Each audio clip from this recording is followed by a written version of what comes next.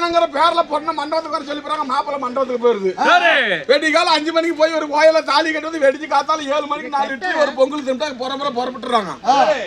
ஆனா அன்னைக்கெல்லாம் அப்படி இல்ல. அதாவது இந்த அக்கினியில பிறந்த அபூர்வமான வன்னி குலம் மட்டும் கல்யாணம் பண்ணனா மாப்பிள்ளை வெடிக்காலம் வெடி எல்லாம் தோற்றியும் ஊருக்கு வந்து தூங்கவே முடியாது.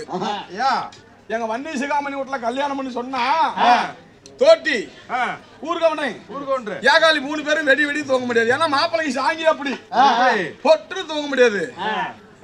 அப்படி சாங்கியம் பண்ணி விட்டு வெடி காலம் மாப்பிள்ளை தண்ணிக்கு உதிரி துணிமணி போட்டுக்கிட்டு மாப்பிள்ளை பரதேசம் போறதுன்னு பேரு. கோவிச்சுக்கிட்டு மாப்பிள்ளை வெண்ணாங்க வயலுக்கு போயிரும். கோவிச்சுக்கிட்டு ஆமா சரி தண்ணி ஊத்துவாங்க. அவன் தண்ணிக்கிட்ட ஊத்திக்கிட்டு அப்ப பொண்ணை பத்த தாயார் என்ன பண்ணும்னா அந்த மரமாவளை பொண்ணு தீக்கிறதுக்கோசரம் அந்த மணப்பொங்கல் வைக்கிறாங்க பத்தியா மணப்பொங்க. அந்த பொங்கல்ல கொஞ்சம் சோறு எடுத்து போட்டு பழம் நெய்யெல்லாம் சர்க்கரை எல்லாம் போட்டு பேஞ்சு ஒரு கலத்துல போட்டு பேஞ்சு அந்த மூடி எடுத்துக்கிட்டு பொண்ணை பத்த தாய் முக்காடு போட்டுக்கிட்டு மோளத்தாளத்தோட விநாயகர் கோயிலுக்கு போகணும். அப்படி போகும்போது சாமி ஒண்ணு ஆறு என்ன சொன்ன ஏது சொன்னோம். எதாவது பைசூல் படிக்கலாம் வாசாமின்னு சொல்லி பொண்ணோட அம்மா மருமவனை பைசூல் பண்ணி அந்த பழத்தையும் சோத்தையும் திங்கடிச்சு விட்டு அதாவது வன்னி குளத்துல பிறந்துக்கு அத்தான் அடையாளம். காரில் போய் பள்ளையில தாலி கட்டி ஆளுக்கு நம்ம விட்டு போயிடுறாங்க. சொல்றேன் அந்த மருமவனை பொண்ணுக்கு தீர்த்து சாமி நடந்தாலும் வரவானா. ஏன்னா நடந்தீங்கன்னா என் பிள்ளைகிட்ட மூஞ்ச காட்டுவேன். எந்த கோபம் இருந்தாலும் தீர்த்துக்கலாம் வான்னு சொல்லி வெள்ளை குதிரையை முன்னால நிக்க வச்சு வீரவண்ணா ஏகாலி பாட்டை போட்டு ஒரு வெள்ளை துணியை வாங்கி அந்த குதிரை முதுகு மேல போட்டு அந்த மருமகனை தூக்கி மாமியாரும் மாமனாரும் தூக்கி குதிரை மேல உட்கார வைக்கிறாங்க. அப்பதானே நம்ம பொண்ணுக்கு கொடுமலாம் இருக்கும். அந்த வீர வன்னி சிகாமணி மாப்பிளைய கோவிச்சிட்டு போன மாப்பிள்ளை அது அன்னைக்கு வந்து கோவிச்சிட்டு போறாங்கன்னு பேரு.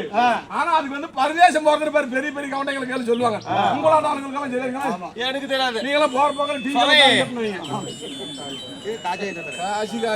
காசி வெறி பிடிச்சிட்டு இருக்கிறாங்க.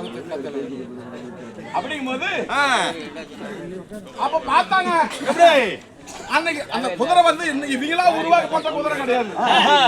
வீர வன்னிய நெருப்புல போற நேரத்துல அந்த கல்யாணம் பண்ணும் போது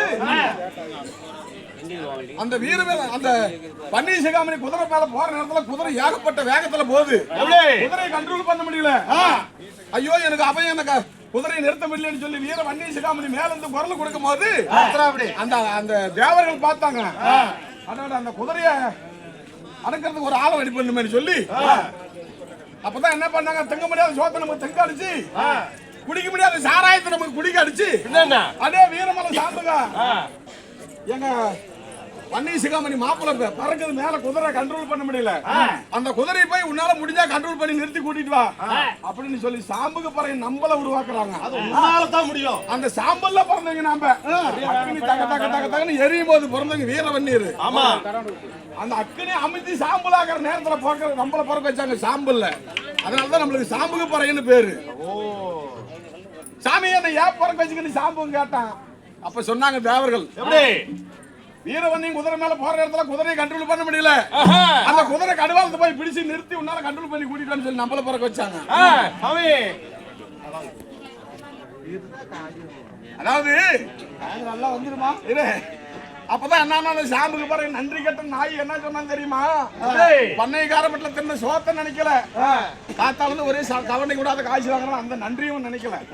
சாமி என்ன குதிரை பிடிக்க போக சொல்றல எனக்கு என்ன கூலி எனக்கு என்ன சம்பளம். ஆமா நன்றி கட்ட ஜென்மம்டா நாம.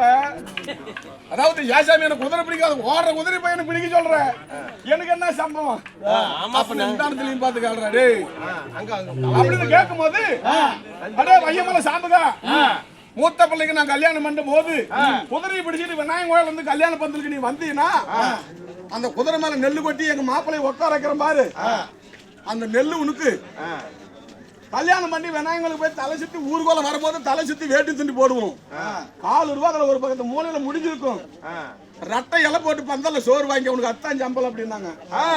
அப்படியே சாமி எனக்கு செஞ்ச வேலைக்கு அவளுக்கு தான் கூலியா பாரு என்ன தெரியுங்க லேடியாக்கார ராஜா 22,000 பேசிக்கிறோம் சாவு மூலம் 22,000 இப்பதான் உண்மையா வருது. அஞ்சு இப்பதான் வெட்டி உண்மை வருது. கங்காரமெல்லாம் இன்னைக்கு அவசர வச்சுட்டு தான் நான் பூந்து வந்துக்கிறேன். நோய் முடிஞ்சு போச்சு. ஆனா வீட்டுல கேட்க 20,000 தான். இப்ப 22,000 அதனால சாமி சாமி உங்க பேரு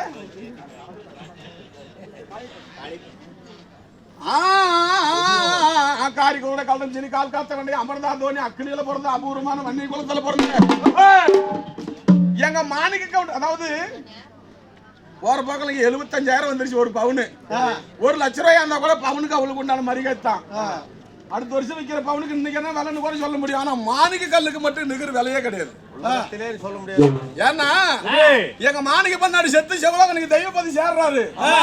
அவருடைய பேரு மட்டும் பரம்பரை பரம்பரை அப்படியே ஏப்ப அந்த காடு யாரு ஏப்ப மாணிக்க கவுண்டர் ஒரு 50 வருஷத்துக்கு முன்னாடி செத்து போயிட்டாங்களா அவங்க காடும்பாங்க.